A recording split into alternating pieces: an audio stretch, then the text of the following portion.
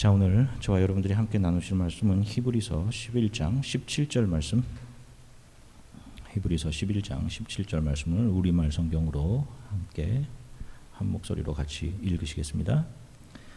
믿음으로 아브라함은 시험을 받을 때 이삭을 바쳤습니다. 그는 약속들을 받는 사람이면서도 자기 외아들을 기꺼이 바치려 했습니다. 아멘. 할렐루야. 자, 여러분들 한 주간 동안 평안들 하셨습니까? 자, 우리가 지난 시간에 성경이 이 땅의 성도들, 예수 그리스도의 가족으로 불러내어진 그 성도들의 삶의 모습을 나그네라고 정의하면서 그들이 그 나그네의 길을 믿음에 의해 이끌려갔던, 그 믿음에 의해 살아간 것이죠.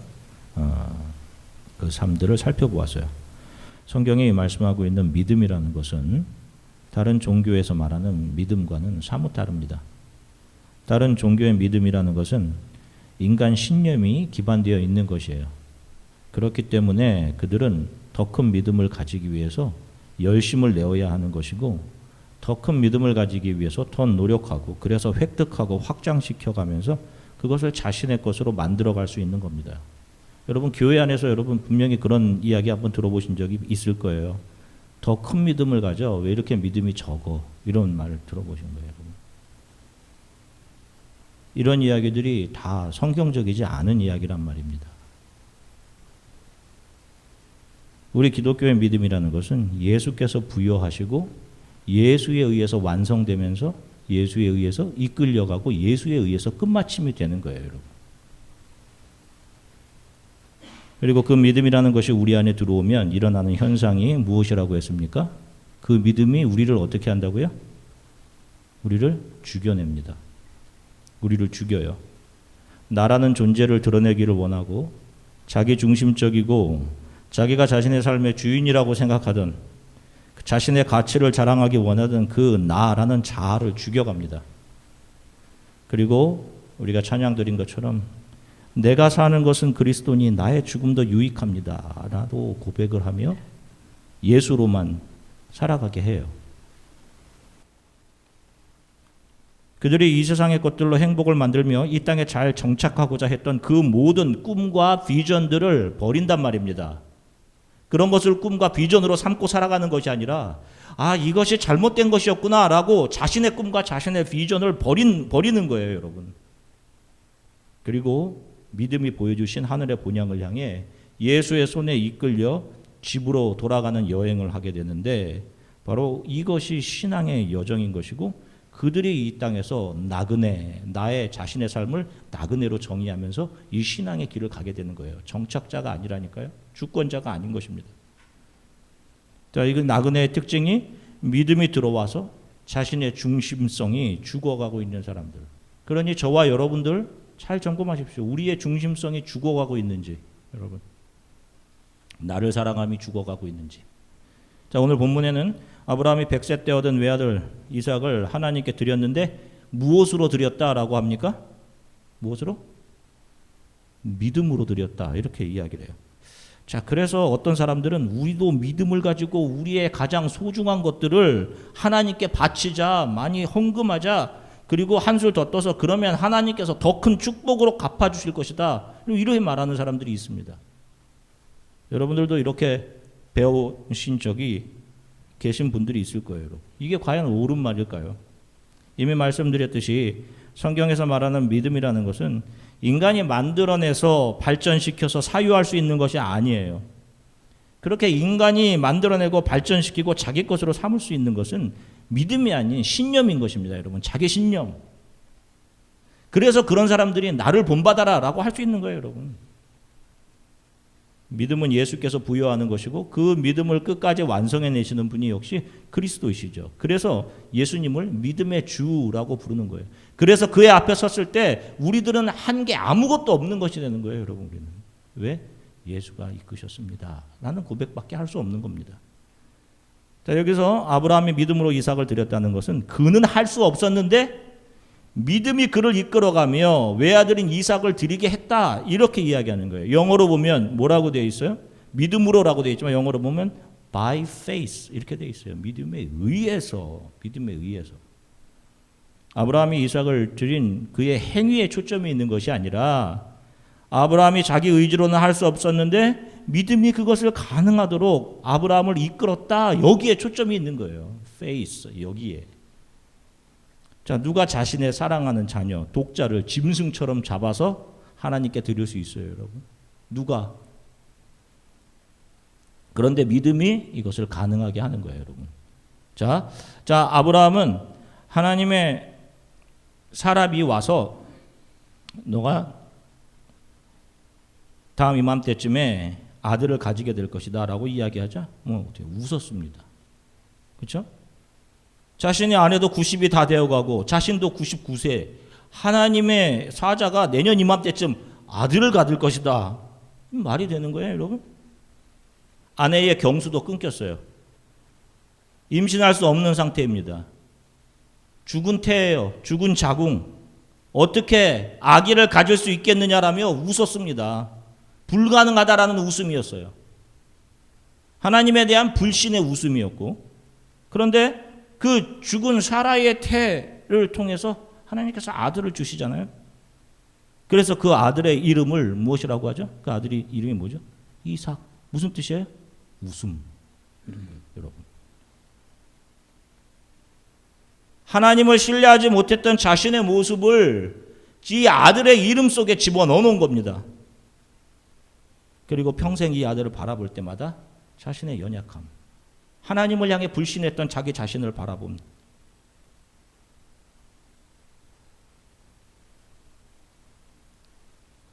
매 순간 자신은 할 수 없지만 아들을 바라볼 때마다 그것을 기억하고 하나님을 신뢰하겠다라는 의미로 그렇게 지어 넣은 거예요. 인간은 절대로 자신의 뜻과 생각을 버리고 하나님께 순종할 수 없는 존재입니다. 여러분들도 아시잖아요. 인간은 변하지 않는다. 이런 생각, 이런 말씀들 많이 하시지 않습니까? 그것을 알게 되고 그래서 자신의 불가능함을, 늘 하나님을 신뢰하지 못함을 심지어 자신의 아들의 이름 속에 새겨놓고 긴장한 것이죠. 근신하고 자신은 늘 이기적이고 하나님을 불신하는 존재이기에 그런 자신을 하나님께서 이끌어가 주시기를 바라는 사람들이 바로 믿음에 의해 이끌려가는 사람들이고, 바로 이들이 자신의 연약함을 자각하기 위해 매일의 삶을 늘 긴장하고 애쓰는 흔적을 가지고 삶을 살아가는 거예요. 그래서 아브라함에게는 그 흔적이 바로 이삭이었던 것입니다. 자신의 불신을 이름으로 새겨놓고 그것을 바라보게 된 것이죠. 자, 히브리서 11장 19절 말씀을 우리말 성경으로 함께 읽으시겠습니다. 아브라함은 하나님께서 죽은 사람도 살리실 수 있다고 생각했습니다. 그러므로 비유로 말하자면 그는 이삭을 죽은 사람들로부터 돌려받은 것입니다. 아멘. 자, 보세요. 자신에게 주어진 이삭 그 아들은 죽은 아내, 이미 죽은 태로부터 받은 거예요. 그죠? 그리고 또한 자신의 불심, 하나님에 대해 죽어있던 상태에서 얻은 아들이란 말입니다. 이삭은. 바로 그것을 알게 된 아브라함은 자신의 아들이 이미 살아와 자신의 죽음의 상태에서 나온 것을 경험했어요. 그래서 죽음으로부터 생명을 주시는 하나님을 알아가게 된 거예요. 믿음이 그를 훈련시켜 가신 것이죠. 그렇게 이끌어 가신 것이죠. 믿음은 항상 우리들에게 우리가 얼마나 이기적인 죄인인지, 그래서 하나님 앞에 죽은 자들이었는지를 일깨워주는 길로 우리를 인도해 가십니다, 여러분. 그래서 여러분들이 자꾸 이렇게 여러분들의 죄성이 폭로되는 거예요. 야, 이렇게 이기적이구나. 나만 생각하는구나. 그래서 그 길이 사망의 음침한 골짜기의 길인 거예요, 여러분. 우리 성도들이 그걸 다 그 길로 가는 것입니다. 그 길 속에서도 믿음이 지팡이가 되고 막대기가 되어서 결국 우리를 본향까지 이끌어내고 마시는 거예요. 그래서 아브라함이 이 땅에서 하나님께서 약속하신 땅 한 조각 얻지 못했음에도 불구하고 자기 스스로를 나그네라고 정의하면서 하늘의 약속의 땅을 향해 그 믿음이 이끌어가는 그 길을 순종하며 걸어갔던 것입니다. 오늘 본문에서 믿음이 아브라함을 모리아산으로 이끌고 가시고 거기서 외아들 이삭을 제물로 드리도록 한 것에는 분명한 이유가 있습니다. 그것은 아브라함에게 그리고 그를 통해 오는 믿음의 후손들에게 예수 그리스도를 보여주시기 위함이었어요. 그리고 그분을 통해 수많은 사람들이 구원을 받게 된 사실을 그 모리아 산에서 보여주시기 위해서 그를 글로 이끌어 가신 거예요. 자, 요한복음 8장 56절서부터 57절 말씀 우리말 성경으로 같이 읽으시겠습니다. 너희 조상 아브라함은 내 날 보리라고 기대하며 기뻐하다가 마침내 보고 기뻐했다. 유대 사람들이 예수께 말했습니다. 당신은 아직 나이가 50세도 안 됐는데 아브라함을 보았단 말이요. 자 보세요, 여러분. 예수께서 뭐라고 이야기하시죠? 아브라함은 나를 어떻게 했다? 나를 보았다라고 이야기하는 거예요. 그 예수를 보여주시기 위해 모리아산으로 이끌어 가신 거예요. 자, 역대하 3장 1절 말씀 한 목소리로 같이 읽으시겠습니다. 솔로몬이 예루살렘 모리아산에 여호와의 전 건축하기를 시작하더니 그곳은 전에 여호와께서 그의 아버지 다윗에게 나타나신 곳이요 여부스 사람 오르난의 타작마당에 다윗이 청한 곳이라. 아멘. 자 보세요. 모리아산은 후에 예루살렘 건축터가 됩니다. 그리고 그 예루살렘 성 안에 어떤 언덕이 예수께서 십자가를 지시고 올라가신 언덕이 있죠? 골고다 언덕이 있는 거예요. 장차 이 산에 하나님께서 그분의 독생자를 보내셔서 그의 가족들을 이 역사 속에 불러내어 그분의 가족, 교회 삼으실 것을 아브라함에게 보여주신 겁니다. 그리고 그것을 본 아브라함은 여호와 이레라고 외친 거예요. 이 산에서 준비되는 거구나. 이 산에서 예수가 준비되는 거구나. 이렇게. 그리고 이 역사가 그렇게 흘러갈 것입니다. 이 고백을 한 거예요. 여호와 이레라고 하면서. 이 역사는 분명한 방향성을 가지고 움직이고 있는 것입니다. 그리고 그 방향성이 하나님이 이끌어 가시는 것임을 분명히 아는 사람들이 믿음에 의해 이끌려가는 삶을 사는 성도들인 것입니다. 그러니 여러분, 저와 여러분들의 매일의 삶은 누가 허락하시고 누가 이끌어 가시는 거예요? 예, 예수 그리스도가 이끌어 가시는 거예요. 저와 여러분. 여러분 이것을 신뢰하시고 믿으십니까? 그러면 우리의 인생에는 후회라는 것이 있을 수가 없는 거예요. 후회가. 우리가 좀 내 생각대로 안 되면 속상해 하시죠? 그리고 이전에 내가 이런 결정을 내렸으면 더 좋았을 걸. 여러분 이런 생각들 해보신 적 있으시죠? 심지어는 그때 이런 사람 말고 다른 사람을 만났어야 내 삶이 더 행복했을 텐데. 이런 생각들을 하신 분들이 계신단 말입니다. 그렇지 않아요. 아닙니다, 여러분. 지금 현재의 모든 것이 믿음의 주이신 예수께서 우리를 가장 선하게 이끌어 가시는 길이요 믿음의 선물인 거예요, 여러분. 이거 꼭 아셔야 돼요. 그래서 우리는 우리들의 인생에서 다른 사람들보다 조금 못 가졌다고 후회할 것도 아무것도 없는 것이고 다른 사람보다 좀 더 가졌다고 자랑할 이유가 하나도 없는 것입니다, 여러분. 그것을 우리들에게 주신 이유는 그것으로 하나님을 잘 알라고. 그것으로 너 자신이 얼마나 너 중심적인 존재인지를 그걸 잘 자각하라고 우리들에게 주신 것들이란 말입니다. 그러면 탕자가 그 둘째 아들 왜 이 탕자에게 아버지가 자신의 것을 떼어줍니까? 아버지의 것이란 말이에요. 아직 아버지의 것입니다. 안 주면 되는데 아버지가 아들에게 이 둘째 아들에게 달라고 하는 아들에게 그것을 준단 말입니다. 왜 주는 거예요? 실은 이걸로 성공해가지고 다시 아버지께 더 큰 것으로 가져와라. 이런 바람이 있어서 아들에게 떼어준 것인가요?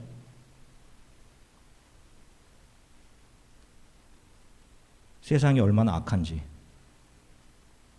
너의 생각이 얼마나 이기적인지 이 세상에서 한번 잘 배워봐, 너. 결국 그가 배우고 돌아오죠?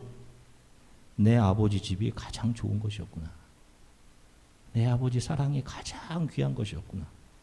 이 사실을 배우고 아버지께로 돌아가잖아요. 우리는 이 세상에서 예수 이외에 그분이 허락하신 우리가 돌아갈 우리의 집보다 더 귀한 것이 없음을 지금 이 삶 속에서 배우고 있는 거예요. 예수께서 세상에 좀 더 머물러서 좀 더 즐기고 놀고 싶어하는 우리들의 마음과 생각을 죽여가시면서 세상에서 사귄 이 친구들이 제일 좋은 친구들인 것 같았는데 이들이 내가 돈이 떨어지니 내가 아무것도 없으니 다 나를 등지는구나. 아, 이 세상 속에 진정한 친구가 없구나. 이런 것들을 알게 하면서 나의 진정한 친구는 예수 그리스도 주밖에 없구나. 이 사실을 알게 하시면서 집으로 이끌어 가시는 거예요. 그러니 여러분 여기서 너무 속상해 하실 필요 없어요. 예수께서 너희들이 어린아이와 같지 않으면 하나님의 나라에 들어가지 못한다라고 하시죠. 어린아이들에게는 자기가 책임져야 할 인생이 없습니다. 부모가 가르쳐주는 대로 부모의 도움 없이는 살지 못하는 존재들이에요. 부모가 이사를 결정하면 이사 가야 돼라고 하면 나는 이 동네 애들과 친해졌으니 이 아이들과 여기서 살래요. 부모님 혼자들 가세요. 라고 할 수 없는 거예요. 아무리 동네에서 친구를 많이 사귀었어도 부모님과 더불어 그곳을 떠나야 하는 것입니다. 그런데 내 안에 자아들이 점점 강해지죠. 그것이 바로 부모인 하나님으로부터 독립하게 하는 죄성인 거예요, 여러분. 뱀이 그것을 계속 부추기는 것입니다. 나를 드러내고 싶은 마음이 강해진단 말이에요. 강하게 보이고 싶게 하고 더 다른 사람들에게 관심받고 싶어 하게 하고 내가 잘했다는 것을 칭찬받고 싶어 하는 그 마음이 죄로부터 나오는 거예요. 그런데 그것을 끊어낼 수가 없단 말입니다. 우리의 힘으로는. 근데 누가 그것을 끊어내시느냐? 바로 예수의 영인 성령이신 거예요. 그분이 그것을 부수어내시는 것입니다. 그래서 성도에게는 세상을 닮아감이 점점 사라지는 거예요. 유행을 따라가려고 했던 그 모든 것들, 여러분 그것도 다 끊어져요. 성도들에게는. 예수를 닮아감이 무엇인가요? 나에게 순종하는 삶이 아닌 아버지께 하나님께만 순종하는 삶을 살아가는 거예요. 그래서 그를 통해 예수의 성품인 사랑과 희락과 화평과 오래 참음과 자비와 양성과 온유와 충성과 절제가 나오는 것, 반사되는 것, 그것이 예수를 닮아감인 것입니다. 우리가 베드로의 삶을 잘 알죠. 예수가 잡히시기 전까지만 해도 다른 사람들은 다 부인해도 나는 아닙니다. 죽는 곳까지 같이 갈 것입니다. 그러니까 자신은 다른 사람과 다르다 힘주어 이야기하잖아요. 나는 달라라고 하잖아요. 그런데 그것을 지킵니까? 자기 중심성으로 꽉 찬 베드로가 그것을 스스로의 힘으로 지켜내냐고요. 나중에 예수께서 뭐라고 하시죠? 너가 젊었을 때는 스스로 다녔지만 이제는 어떻게? 다른 이 성령께서 너를 이끌어 갈 거야. 그리고 그때 너는 하늘을 향해 팔을 벌리고 너의 죽음도 기쁘게 내어줄 수 있게 될 거야. 말씀하시죠, 마지막에. 그래서 그도 예수께서 죽으신 십자가를 오히려 그 십자가를 지는 그 앞에서 이것도 저에게는 과분합니다 라고 하며 거꾸로 십자가에 못 박히게 되죠. 아브라함과 야곱 그리고 요셉도 그렇고 죽어서 그들이 다 한결같이 어디 묻히기를 원했어요. 가나안 땅, 아브라함의 아내 사라를 위해서 산 조그만 땅. 총리였던 요셉도 이집트에 묻혔으면 얼마나 큰 피라미드 안에 잘 묻혔을 텐데 요셉조차도 나를 그 가나안 땅 그 작은 무덤으로 나를 끌고 가라. 내 죽은 후에 내 해고를. 왜 그 조그만 땅에 그렇게 묻히기 원했을까요? 그것이 교회, 그것이 신부의 무덤이기 때문에, 신부들의 무덤이기 때문에. 아내를 묻은 아브라함도 예수의 신부로 그곳에 묻힌단 말입니다. 자, 예수께서 얼마에 팔리시죠? 은 30에 팔리시죠. 호세아가 고멜을 세상에서 다시 사온 값입니다. 은 30. 예수께서 팔리신 이 은 30은 결국 무엇을 사는 데 사용되죠? 유다가 그것을 버리고 가잖아요. 그래서 제사장들이 그것으로 뭘 사죠? 나그네들을 위한 뭘 사죠? 무덤. 나그네들을 위한 무덤을 산단 말입니다. 나그네? 바로 성도들이라니까요. 성도들을 위한 무덤. 예수의 핏값으로 산 그 무덤이 상징하는 것이 바로 교회지 않습니까? 교회인 거예요. 그 교회가 나그네들의 무덤이란 말입니다, 여러분. 이 교회를 정의하는 것이 그래요. 나그네들의 무덤이에요. 그들이 교회 안으로 들어와 예수의 영에 의해 믿음의 생활을 하면서 죽어가는 거예요, 여러분. 이 안에서 우리는. 그래서 무덤인 겁니다. 그런데 교회에서 자기를 자랑하고 자기가 다른 이들을 판단하고 자기가 잘하고 있다고 생각하면 어떻게 해요, 여러분? 교회는 육이 죽어가는 사람들이 모인 것이죠. 그래서 나그네들의 무덤이고요. 그렇게 믿음에 이끌려가며 자신이 죽어가는 사람들이 참 성도들인 겁니다. 한 주간 우리들에게는 또 하나님께서 주시는 최고의 선물들, 우리가 이것들을 마주하며 또 한 주간을 지나가게 될 거예요, 여러분. 어떤 것이든 하나님께서 우리들에게 주시는 최고의 선물입니다. 그것을 기억하시고 여러분, 매 순간 감사하며 살아가세요, 여러분. 내가 원하는 것이 아니더라도 그것이 하나님께서 내게 주시는 최고의 것임을 기억하고 살아가십시오. 우리는 결국 그렇게 하나님만이 나에게 모든 것이 되시는 분이시구나. 여러분, 이런 것들을 알고 이해하게 되면서 하나님 앞으로 이끌려 가게 되는 거예요. 매일을 기뻐하며 나그네로 이 삶을 지나 반드시 하나님 앞에 서게 됩니다. 믿음의 주 되신 예수께서 저와 여러분들의 자기 중심성을 날마다 무너뜨려 주시고, 그래서 우리가 예수만을 신뢰하게 되기를 간절히 축원해요. 찬양 중에 그런 복음성가 중에 그런 찬양이 복음성가가 있어요.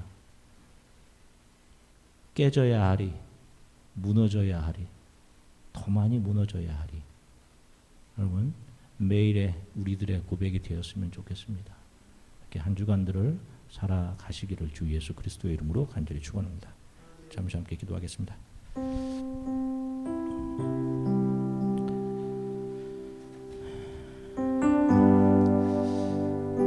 하나님 감사합니다. 우리 안에 믿음을 주셔서, 우리 안에 예수를 주셔서 감사합니다. 그것이 없었더라면 내가 죄인이라는 사실조차 알지 못했을 터인데 내 안에 예수를 넣어주시고 내가 얼마나 죄인인지, 얼마나 나만을 생각하는 존재인지를 드러내어 주시고 보여주시고 알려주셔서 참 감사합니다. 그리고 그런 나를 아무런 조건 없이 이유도 없이 사랑해 주시는 하나님의 은혜와 사랑을 감사드립니다. 하나님께서 한 주간 동안 또 우리의 삶을 이끌어 가실 것입니다. 그것이 높은 곳이건 낮은 곳이건 또 사망의 음침한 골짜기 같은 곳이건 하나님, 그 어느 것이더라도 하나님께서 우리를 가장 선하게 이끌어 가시는 하나님의 선물이요, 하나님께서 이끌어 가시는 길임을 믿고 신뢰하며 또 감사하며 그 길을 걸어가게 해주십시오. 결국 나그네와 같은 이 길을 지나 하나님 앞에 서게 될 것인데, 사랑하는 우리 주안의 교회 속한 모든 성도들의 삶을 주님께서 평강으로 지키시며, 주위의 환경은 두려움 가운데 이해하지 못하는 환경이 있지만 이 모든 것이 우리들에게 주시는 선물임을 또 믿음으로 억셉트하면서 하루하루를 견디고 이겨내게 하나님 도와주십시오. 우리 이렇게 잠시 함께 기도하겠습니다. 사랑해 주님 참 감사합니다. 사랑하는 성도들과 함께 하나님 말씀 나누게 하셔서 감사합니다. 하나님, 믿음으로 산다는 것은 어떤 삶을 말하는지 아브라함의 삶을 통해서 하나님 짧게 또 살펴보게 하셔서 감사합니다. 하나님, 내가 어떤 신념과 의지를 발동해서 더 큰 믿음을 가지고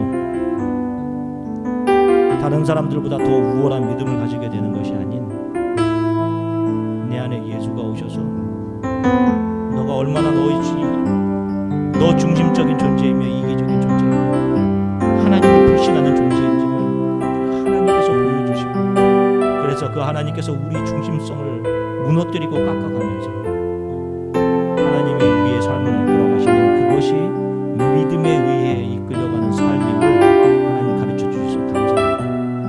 이들의 삶에 자신의 죽음을 경험하면서 예수의 손에 이끌려 이 땅을 나그네와 같이 지나가는 사람입니다. 그래서 우리들에겐 후회할 것도 없습니다.